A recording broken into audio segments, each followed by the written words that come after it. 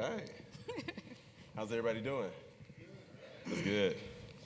I grew up in the church tradition, so how's everybody doing? All right. I like the response. Well, welcome to our panel. This panel today, we're going to be discussing some really interesting topics today. But I would like to introduce myself. My name is Titus Underwood.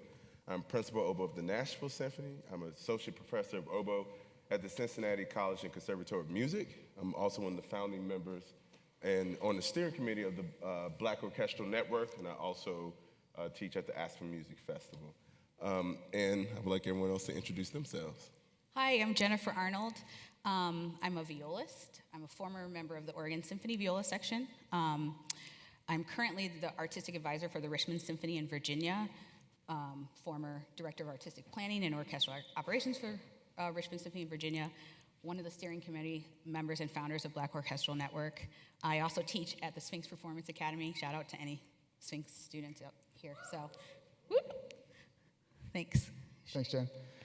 My name is Shea Scruggs. I currently serve as Chief Enrollment Officer and Director of Institutional Research and Musician Experience at the Curtis Institute of Music. I'm also what that means is the longest title ever. What that means is I do admissions, alumni engagement, and institutional research at Curtis, and I contribute to their overall equity, diversity, and inclusion work. I'm also a founding member with Jen and Titus of the Black Orchestral Network and serve on the steering committee.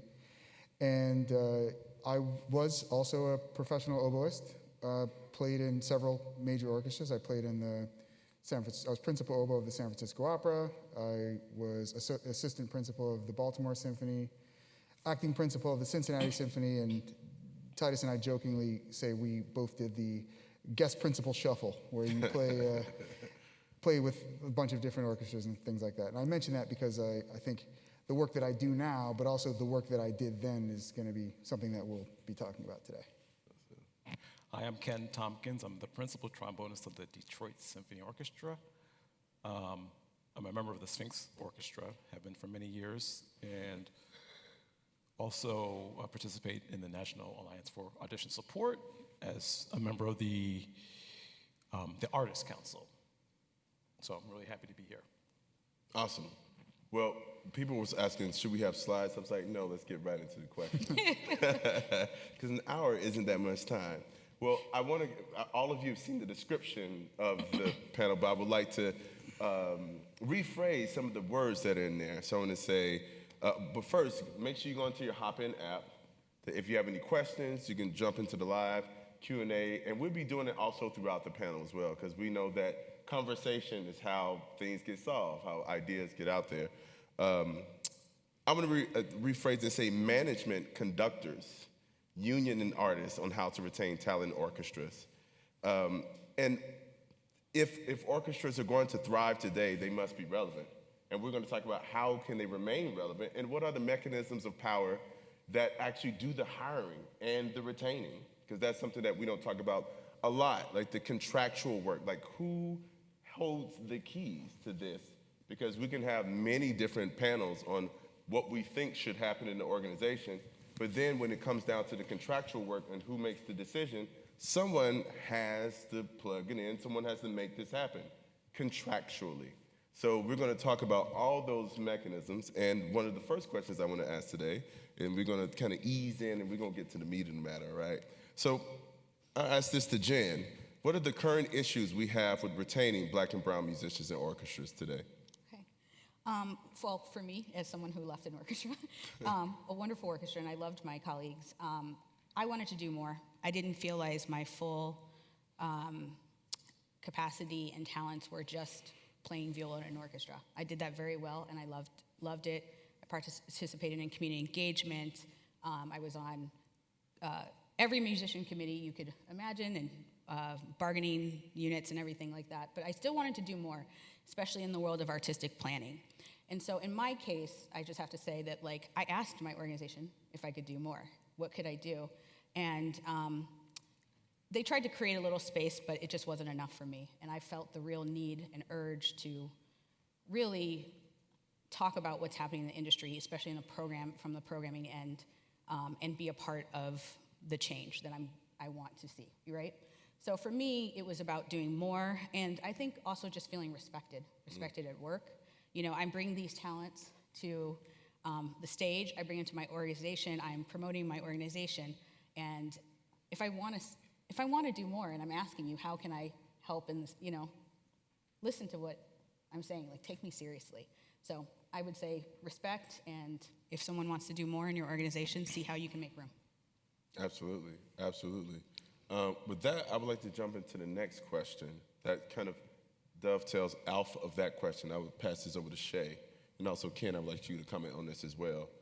How could the tenure process be improved to lead to more positive outcomes?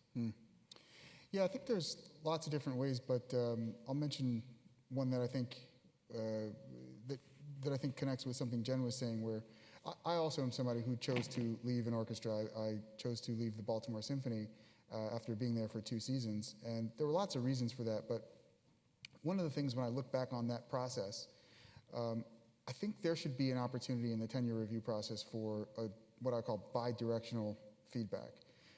Very often, I think orchestras go into the process looking at it as something that the musician, the candidate, navigates. But I think it would be advantageous for the ensemble and for the musician to see it as something where there's a process of evaluation and investment. It's not just seeing, oh, can this person meet the bar that we've set, but how are we investing in this person? How are we investing in the success of this person? And by investing in their success, you're investing in the success of your ensemble. And so rather than looking at it as, you know, we have a group to which this person is going to join, it's the formation of a new group with that new player as a member. And I think that's, looking at it, shifting your mindset in that way has a lot of implications into the things that you do, the way that you give feedback, the way that you might ask that candidate, you know, whether they have what they need, whether there's anything that they want to share with you that would help them be more supported. So while there's lots of different things, I think that's one of the biggest, is we have to shift our mindsets about what joining a group is, what joining an orchestra is, what the job is about, and how we provide support to musicians who are joining. So. Well, I'm in total agreement, and I think we need to move into a direction of really expecting success from the musicians that join the orchestra. You know, meaning that, okay, so we have university or conservatory trained musicians jumping through all the hoops for the audition process. They're successful. They join the ensemble. So if you're gonna put the ad in the union paper, you're gonna solicit the resumes, you're gonna have 100+ people come, you're gonna spend days auditioning, you know, and then you pick someone, the expectation should be that this person is going to be successful. Right. And they should be given every chance to succeed, meaning that if there is a problem, there should be clear, documentation of the problem that should be clearly communicated to the musician. The musician should be given every chance to fix it. If you can't fix the problems that are leading to unsuccessful performances, that's different. Mm-hmm. But, you know, it can't be like you're shifting the goalposts. That's just not acceptable. You know, has to be clear expectations of success and what that is. You know, it's just very distressing. And I think, you know, if we want to have a successful tenure process, there needs to be other eyes on the process. It can't be the sole journey of the musician that's going through the process. There has to be other eyes with the musician, alongside the musicians that are hopefully ensuring their success. Mm-hmm. Of course, the eyes along with the musician can't play their part, but they're there to see, like, hey man, what's going on? You okay? So I heard this. What do you say about that? So I just think there's more that can be done that's on a really practical level to ensure people's success. And of course, this would benefit everyone, not just, you know, black and brown people. But, you know, if we go through this process and hold up the CBAs and the audition procedures as the holy grail, and we go through all this stuff and we expect the highest performances, you know, all the time, I mean, we have to ensure that everyone's given the best opportunities to succeed. And it can't be, the roadblocks, your shoes aren't tied, your shoes are dirty, your wrong color shirt. I mean, all this like kind of nitpicky, stupid stuff has to go, because we need, if we want our ensembles to reflect our communities, we have to do better, and we have to just be more thoughtful about the whole process. Can I piggyback on that? Absolutely, Okay, please. so I was thinking about, in Richmond, I've seen two tenure processes work. My Oregon tenure process and then the one I was upholding in Richmond. And first of all, I have to say there needs to be an actual tenure process.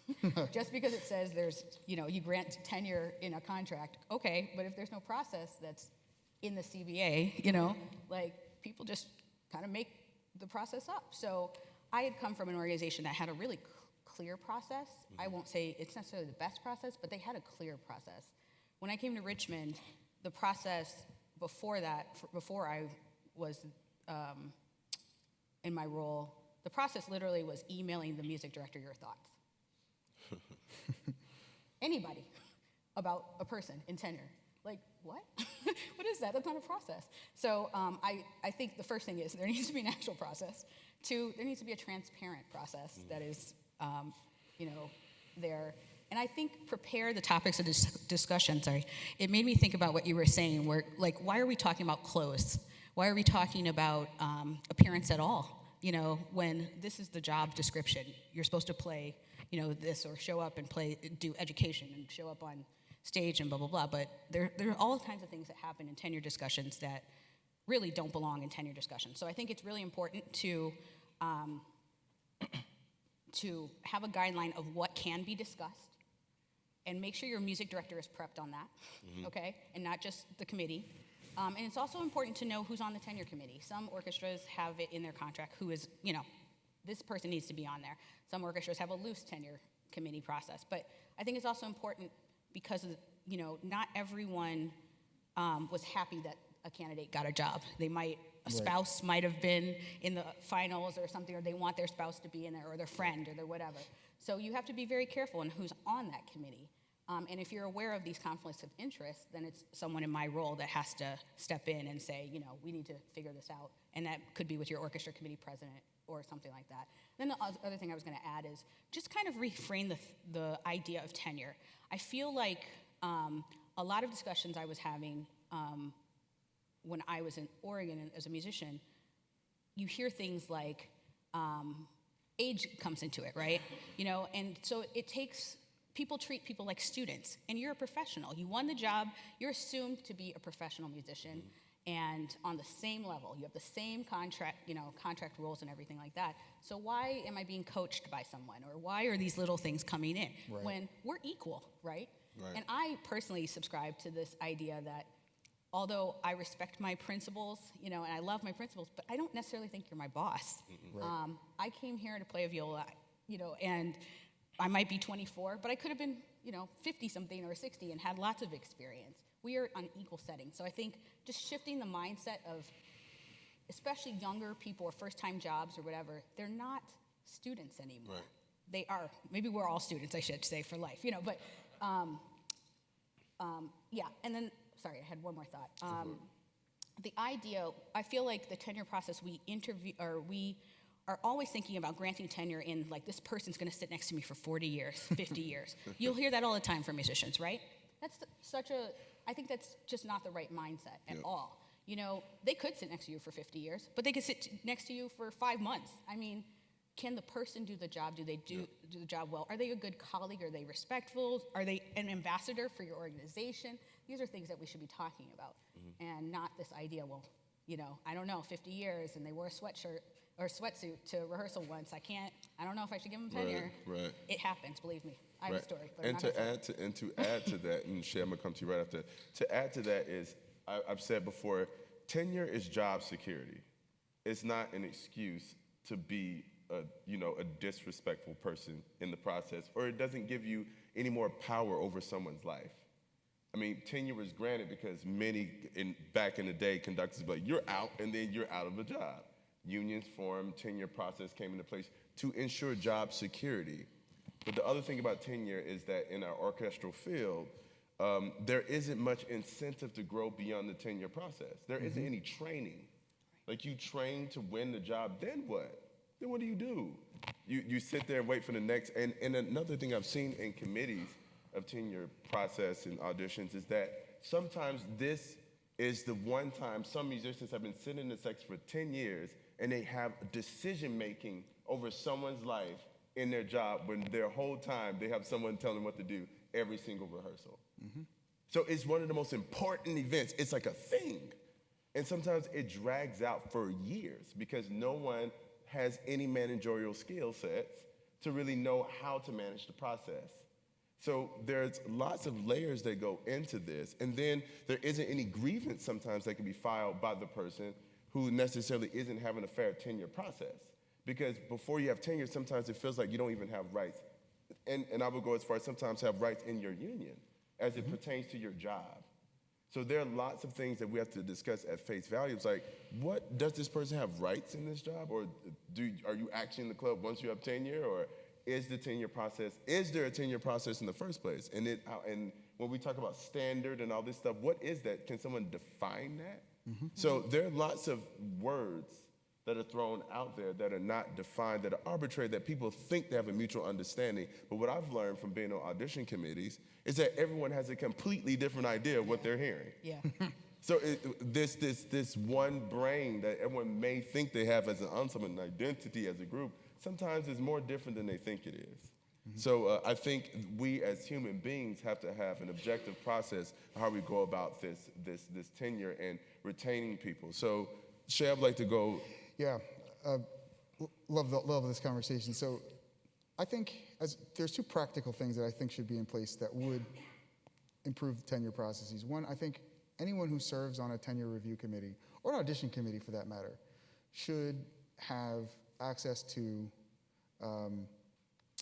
implicit bias workshops, implicit bias training. I think it's important for people to understand that these things are real and that they can influence decision making in ways that are large and small. There's a piece of research out there that I think is a great read for anybody, and I'll just kind of briefly mention it. It's called, I think the title is like Written in Black and White. It's about racialized perceptions in writing. And the synopsis is basically researchers sent out a writing sample where they intentionally put in errors in the writing sample. And they sent it to partners in a law firm, right? It was the same writing sample. One of the samples had a description of the author, which was that they were white and that they went to NYU. Another description was that they were black and went to NYU. And I think people can probably imagine what happened in terms of the assessment of these samples. The sample by the purported black writer was, pretty much torn to shreds. They said, well, I can't believe this person went to NYU. They said, this is basic at best. Maybe we can help this person, at an entry-level thing.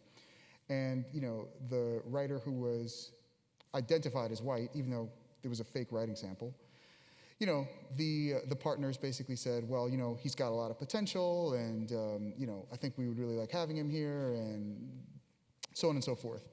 And in my personal experience playing in orchestras, I definitely ran into what I felt was implicit bias. And at that time, back in 2010 or so, you would say this to a music director or something as they're delivering, the feedback that's been anonymously given to them.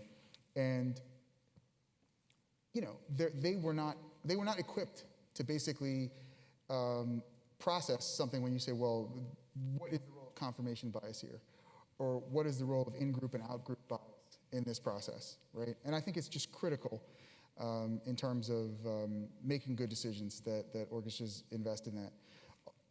Also, there's something Jen mentioned which I think is super important too, because it does happen, just as a practical matter. I think you need for committees to be free of conflicts of interest. I've been in situations where, there's a person on your audition committee or tenure review committee who wants the job.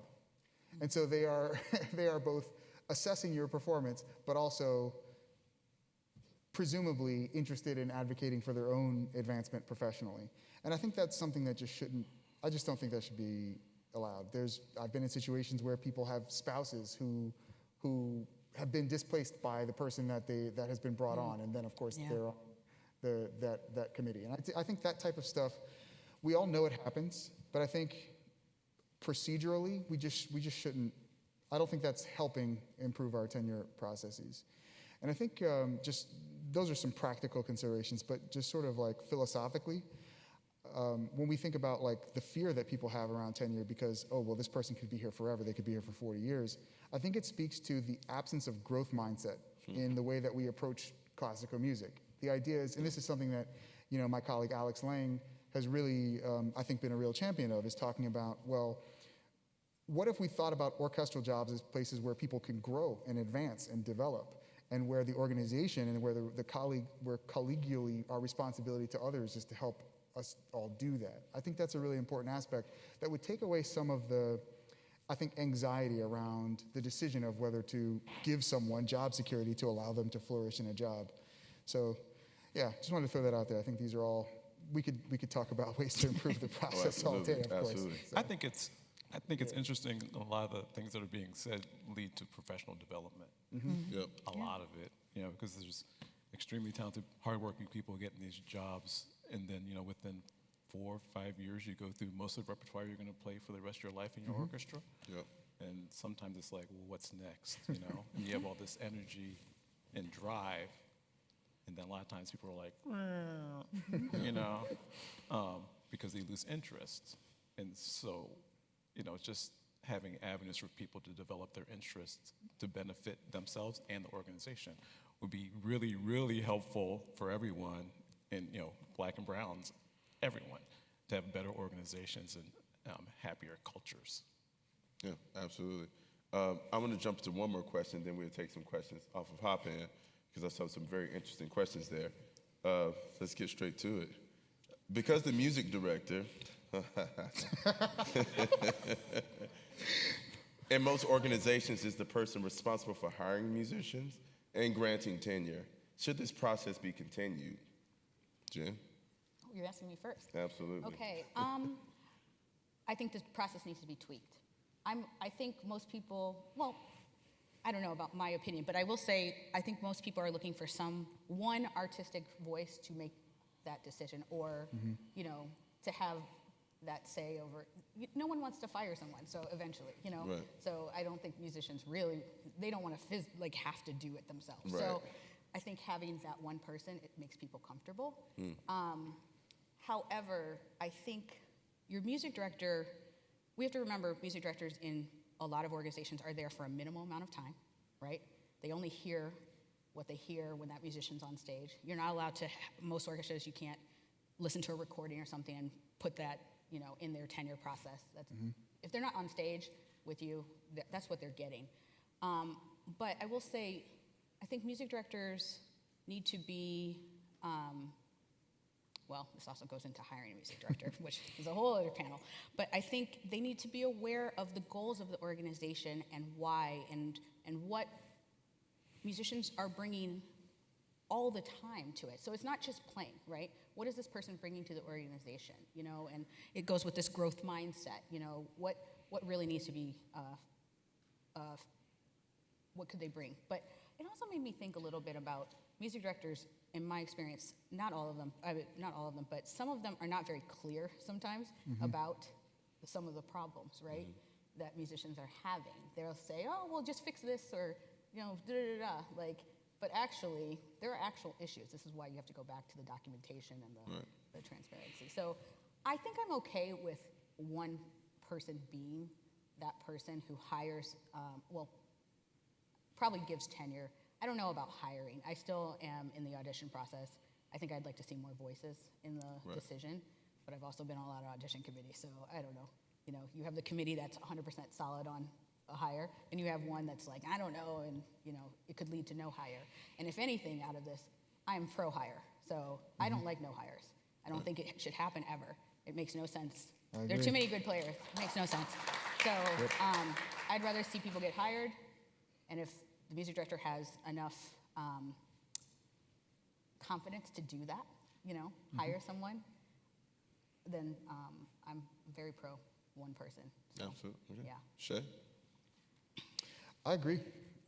I agree with that. I think it's I think no hire auditions are an unfortunate allocation of resources, and I think it's hard to believe that that given the level of training that people have that you can't make a decision. But when it comes to music directors, I think obviously they should make the decisions that they feel are warranted artistically. But I think in terms of our thinking, the field's thinking around retention when it comes to music directors, I think we need to think about what accountability looks like when it comes to music directors, when it comes to orchestras.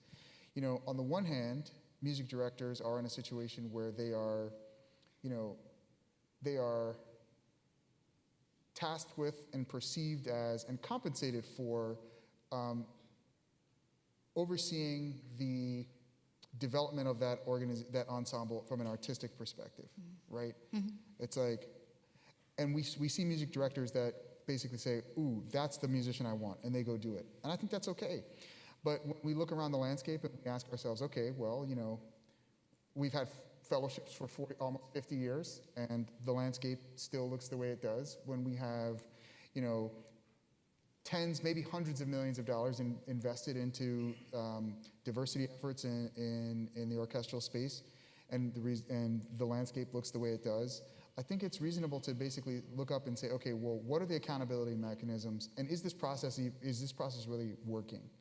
And so that's my feeling on the role of music directors. I think if you have an organization that has one or no black players for 25 years, and you're in a city that is, the fifth or sixth largest city in the United States and is, perhaps even majority black, I think just from an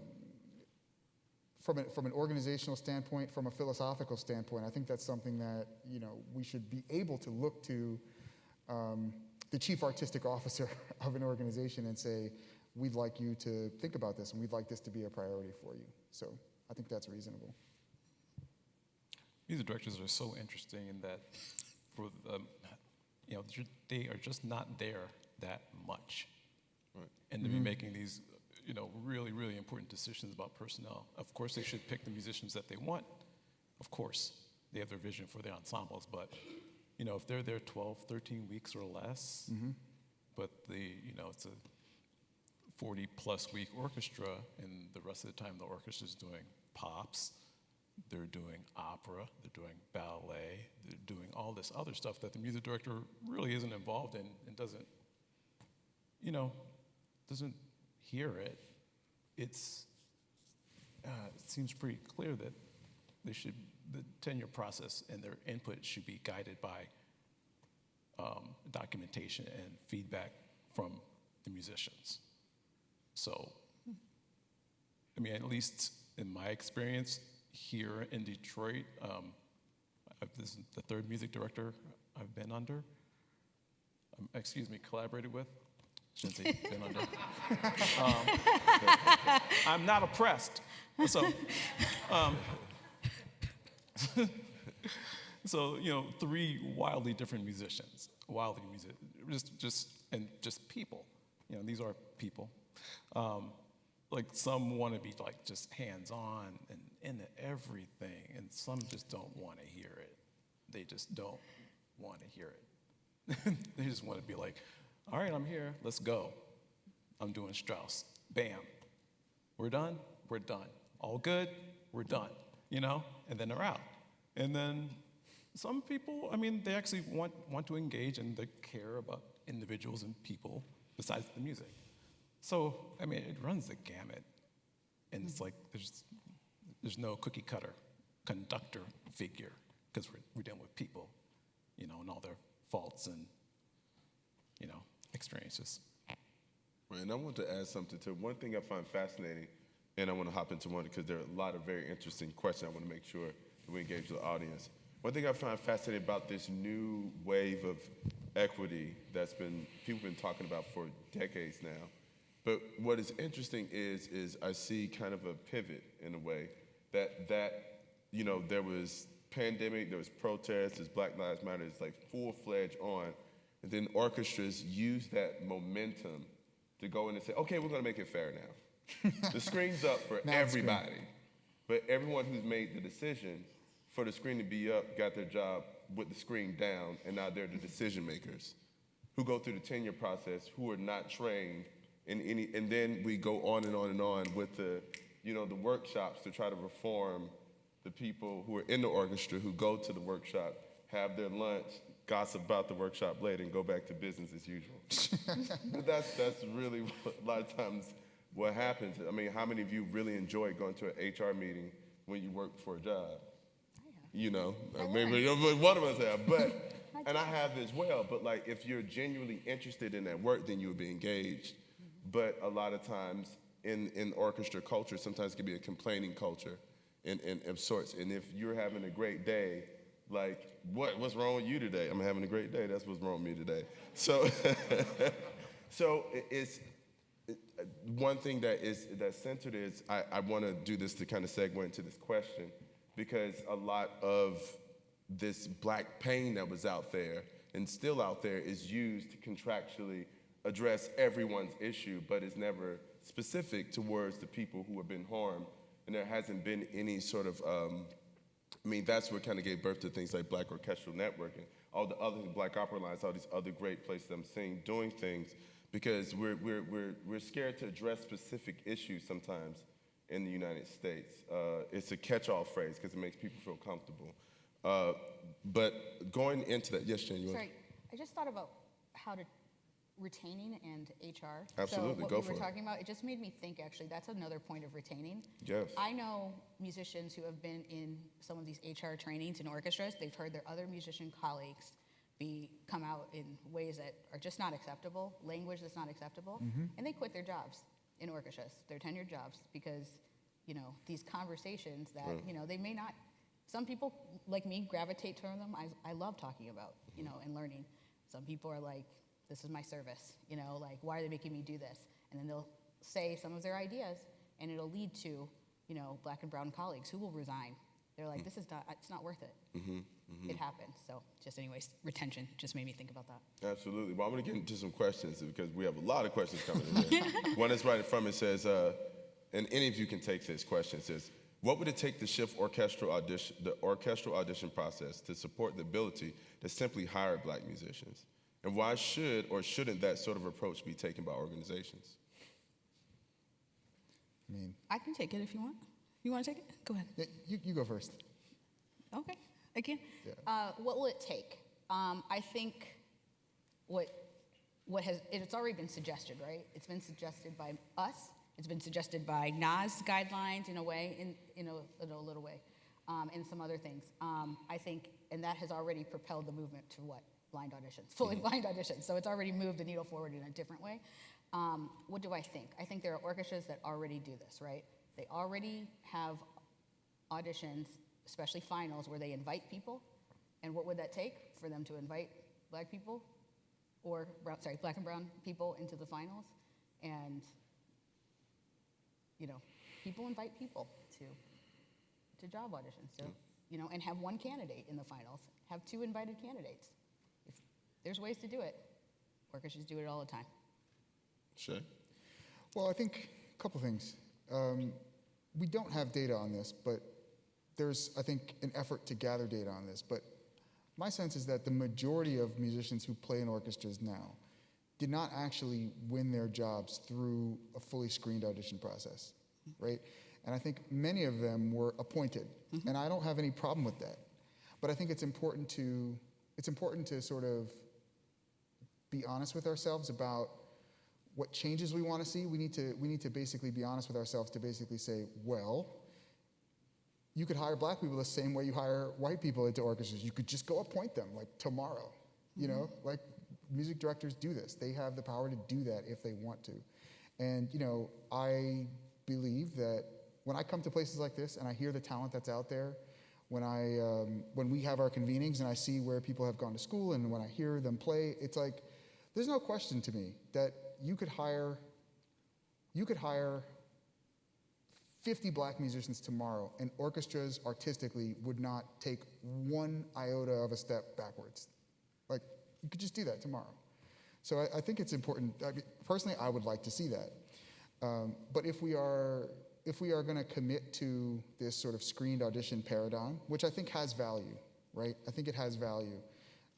If we were going to say field-wide, you know what, we're going to commit and pivot to this screened audition paradigm, I think the screened audition should really be one phase, right? You should have a screened sort of quote-unquote objective assessment of their performance qualifications. And from there, you get to a list of, let's call it 2 or 3 candidates. And then I think you should have some clear job description around what beyond just performance excellence the job requires, right? And that should be related to what the organization needs, right? So if it's an orchestra where a lot of when you look at their artistic portfolio, a lot of the work that they do is community-based, is pops-based, I think that should be taken into consideration, right? You should say, well, this person is, these players we've determined through our screen audition are more or less the same. But this person is an outstanding public speaker. This person is deeply and genuinely skilled and committed at equity, diversity, and inclusion work. And this person is a great colleague to be around, so we're going to hire them, right? I think that's a perfectly reasonable paradigm to have. But yeah, I think there are lots of different directions it could go, and it probably looks different for every ensemble, every organization. But yes, I think it's important for us to remember that it's not as if everybody who's in an orchestra right now was hired through a screened process, right? Most weren't. And so we could just hire black people like right now. So if we were going to, kind of expand upon some of the processes that we have right now, and I'm thinking specifically of the SOPA that's just occurred. Music directors, a lot of times, it's like the last thing that they heard, the last person they talked to, like just increasing the general awareness of the talent that's out there. Just had the SOPA audition, all these talented young musicians played, maybe not so young, and just getting that information to the music director to have that awareness. I mean, this just happened.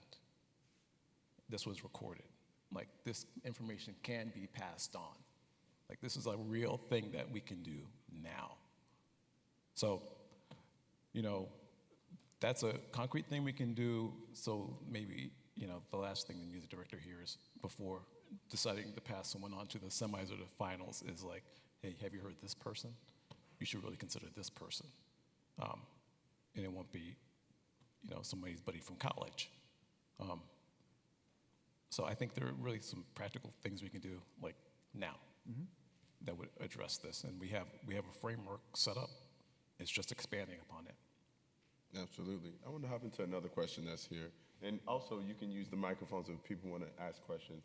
Here live, we have 2 microphones here if people want to engage here. We love that as well. It says, there's another question. It says, what kind of language would you like to see in a CBA that shows commitment to diversity?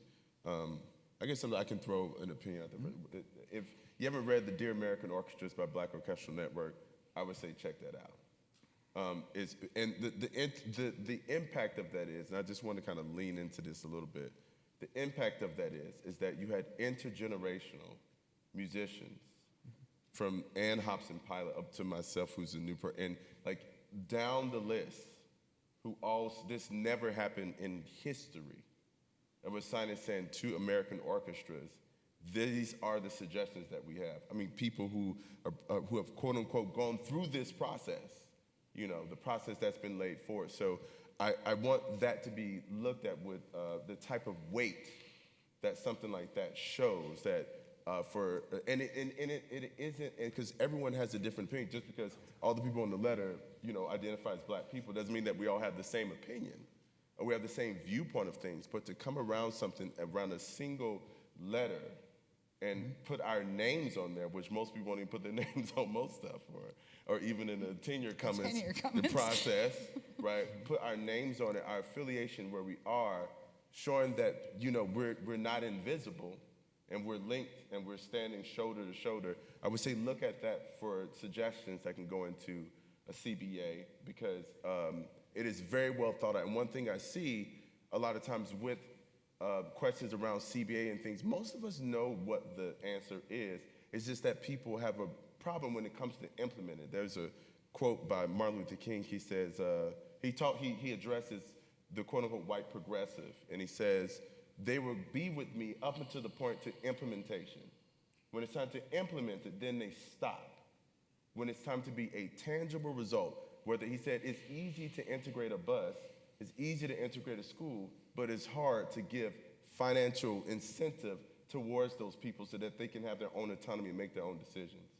So really think about that, like the weight of someone like that saying, I'm with you in the discussion, we'll keep having the conversation, but when we get to this contract language, I don't know if we can handle that.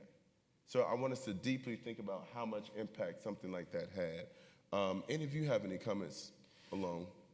I think CBAs are great, and it's important to look at them, and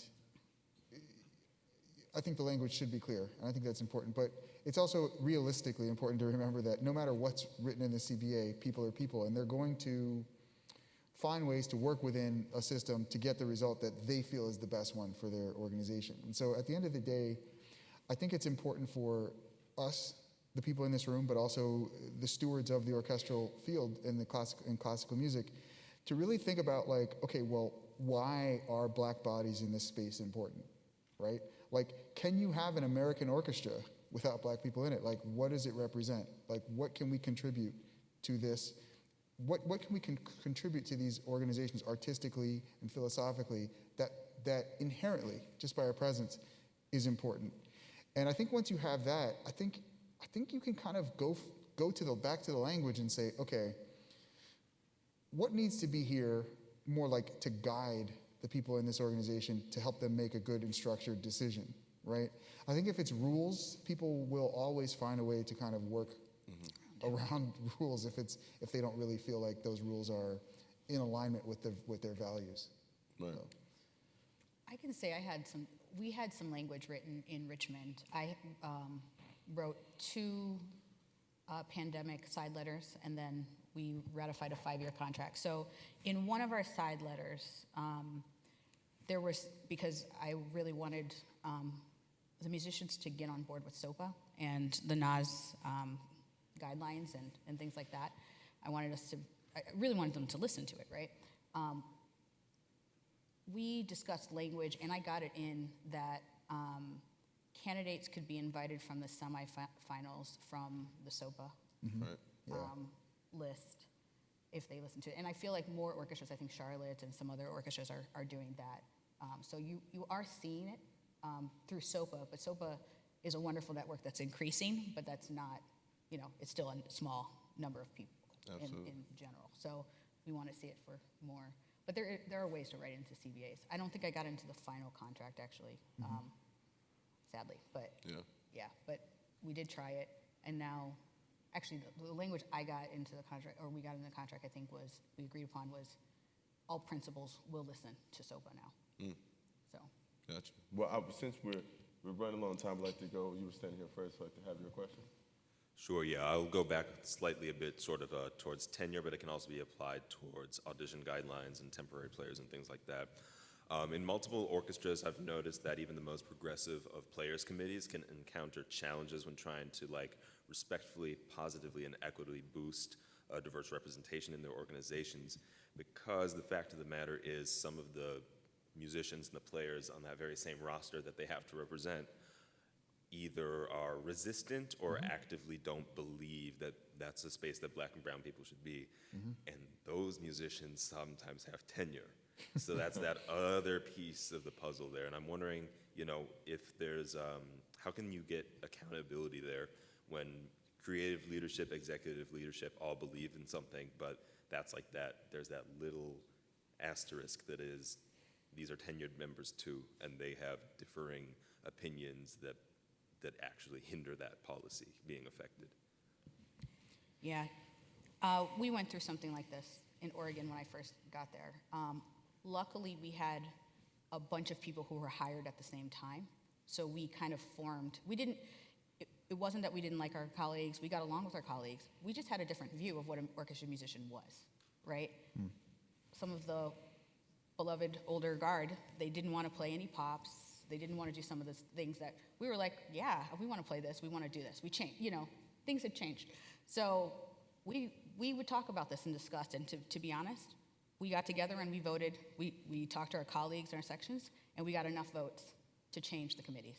And that's what it was. It was some of the newer people banding together. It wasn't an age thing. It was just newer people, newer ideas, and then talking to your colleagues and getting the like-minded people on board, and then voting, making sure they show up for their orchestra committee votes and their negotiating team votes and whatever. And it might take a little bit, but you got to get the like-minded people and drown out the ones who aren't going to move. And just to add to what you're saying, like there's something very key that Jen said. They formed a committee and formed a power alliance.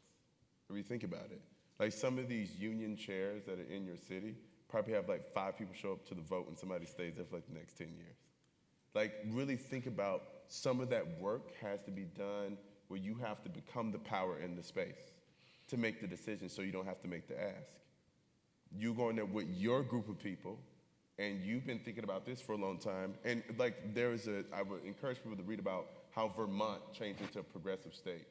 There were people who just moved there en masse because they said, and they were sleeping on like outside in tents and things to switch it to a progressive state, to at least the level of progression is at today.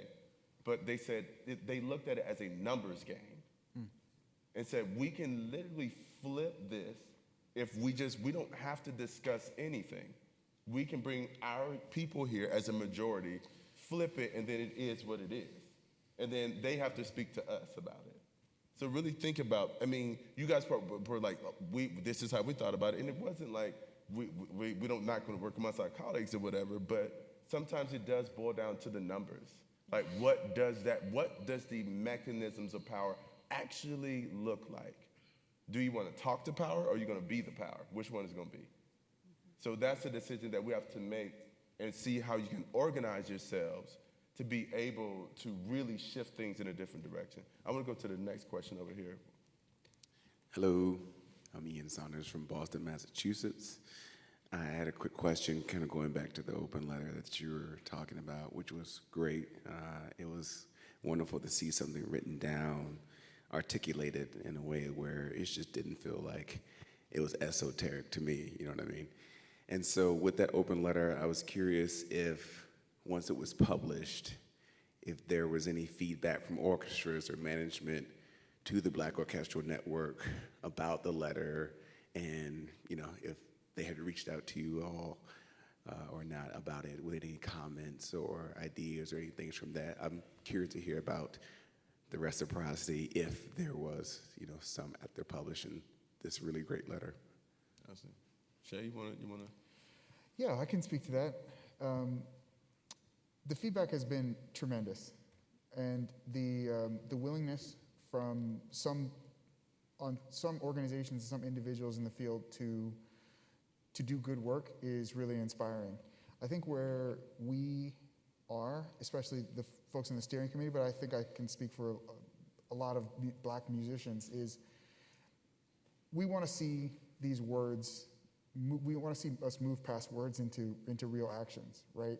It's like we want to see these things backed up with real investment, real actions. And so I think where we are now is in an interesting chapter where there's been some realignments, there's been some real investment from some organizations that I think will sort of identify themselves. But I think where we are is looking over the next 2-3 years to basically look and see where we get, because ultimately, we're not the first generation to have these conversations, right? If you went and looked at the minutes from, a conference that happened where people talked about diversity, equity, inclusion in classical music in 1995, there'd probably be some of the same issues that we're sitting here talking about right now, right?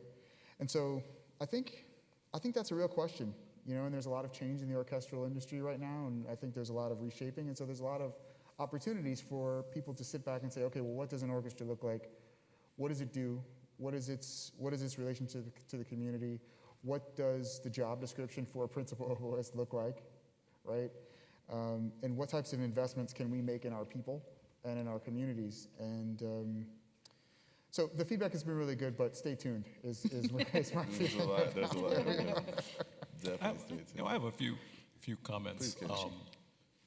Going back to what Jen was talking about, in your organizations, you're creating coalitions and alliances, and then moving forward to make actions on whatever committees that are there.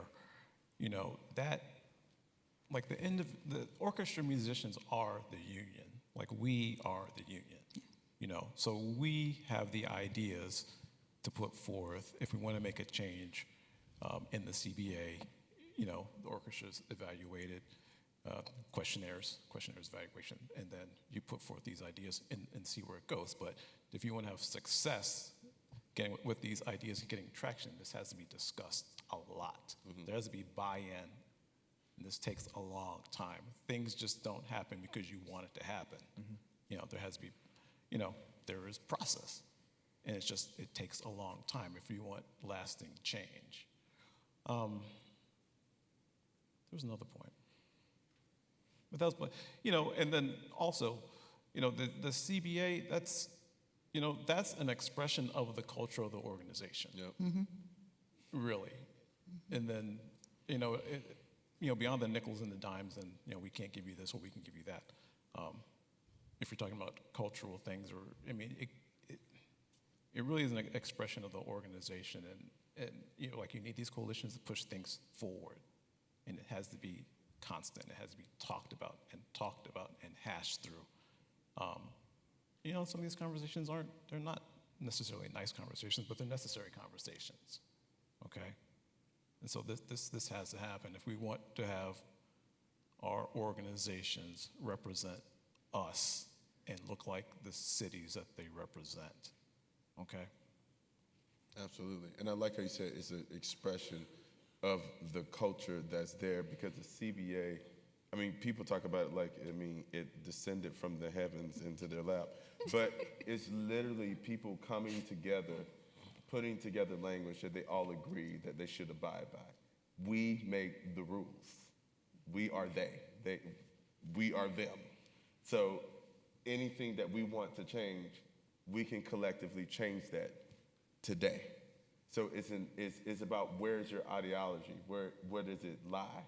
And many of us, because we have been trained in conservatory, I know I had to do deep, unconditioned, conditioning myself to think differently from when I was trained. Because if you go many years in the conservatory, you taught one thing, and you don't keep a piece of yourself, you start thinking more like that in a dominant way and not in a changing way. And everyone else who just happened to not be there just need to practice more. So it's not saying that I'm not advocating for something saying that people can't play. I'm saying these are people who can play, who are pushed out, and I would say even on a personal note, one of my inspirations was Shea. I wouldn't be here today if it wasn't for someone like Shea, who I heard him play when I was 18 years old, when he was on the audition trail. So you can see that legacy pass from here to here. People ask, are you the first black, I said I'm the first black principal with tenure. He was the first black principal Oboe player, period. So I want to give him his flowers today right here on this stage. All right.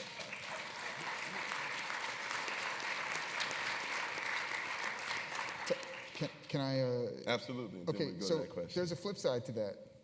And I worry that I'm always too negative, but just bear with me. So there's a flip side to that, which is that there are downstream effects when people leave the business, right?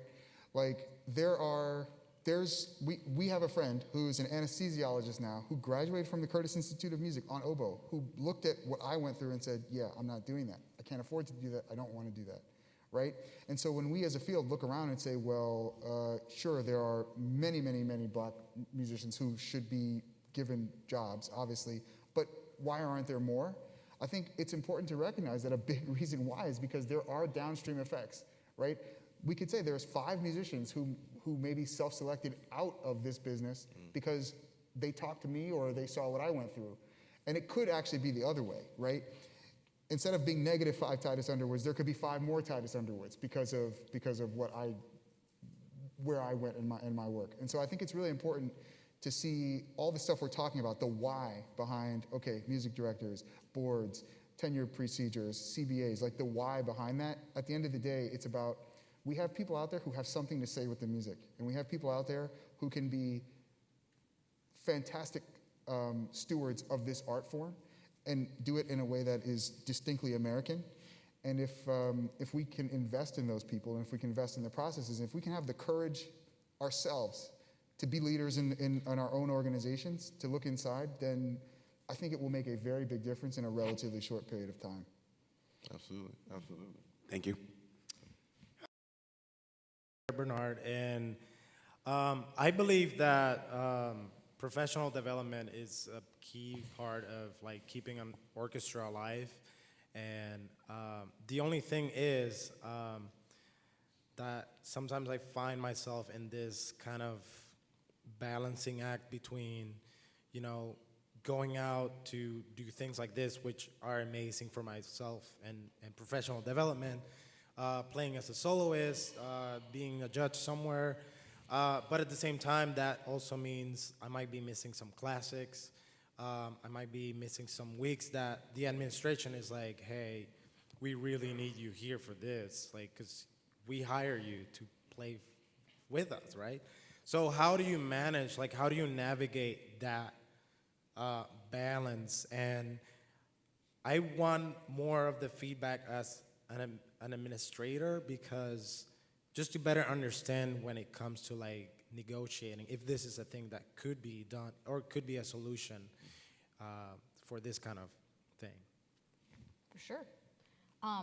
Well, I'll say also, you know, a lot of unions provide these kind of things, like funds for professional development. I know in Oregon, I'm Local 99, we provide funds for professional development for musicians so that they can do these things. So I just wanted to shout out and say that. But as an administrator, what they're gonna look at is that, you know, if you're not there, if it's a paid leave, then they have to spend more money to hire a substitute. If it's unpaid leave, they still have to spend, you know, it works out. And if it's a music director week, often, you know, your music director wants their orchestra with their personnel. So there's a lot of factors that go into it. However, do I think you can negotiate? If your orchestra negotiates, for sure. I think it's important to not only say what you want to do, but how it will benefit the organization. I think that's really important. And some orchestras will actually find the funds for you to provide that.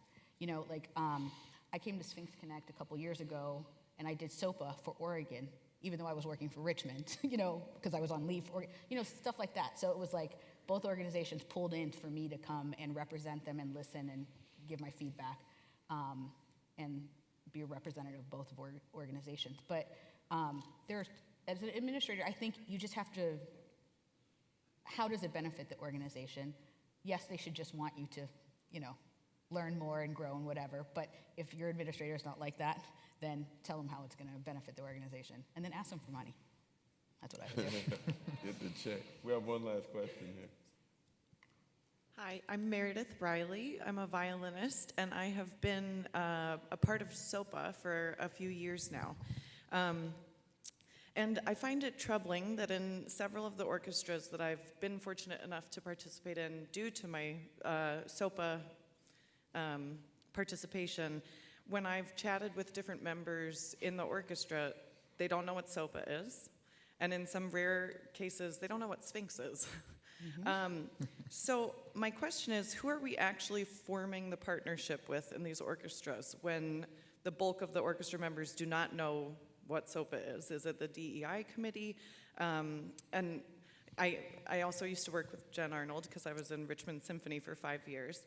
And so I'm very aware of being in an orchestra where everyone was made to be aware of it. But what can we do to change this, to make sure that, I feel like it's very important that for an orchestra to call themselves our partner, they should know who we are and what we're doing. Mm-hmm. What do you think we can do? Great. I can speak to that as one of the co-creators of that program, along with Weston Sprotton, of course, in conjunction with Sphinx. I just want to ask a quick question for the audience. Raise your hand if you play in an orchestra today. All right. So we have majority of the audience that's here, right? I would say 3/4 of it are people who usually which is awesome, who are on the administrative and management side. One thing that I see in this change is that many musicians are not engaged in this conversation. The musicians. I've seen people, CEOs and management and board members come to Sphinx consistently. But musicians, I've seen almost the opposite in some instances of showing up because of the scarcity thing that happens. There are only so many jobs. So we have to reframe the conversation of how we're going to do this and make sure that we have more musicians in the room, because there isn't, like Ken said, we are the union, we can do what we want. We have to bring musicians along in this conversation as well. With that, our time is up. Thank you so much for being here. Please give this panel a round of applause. And thank you, Sphinx, and Thank you. enjoy the rest of the conference.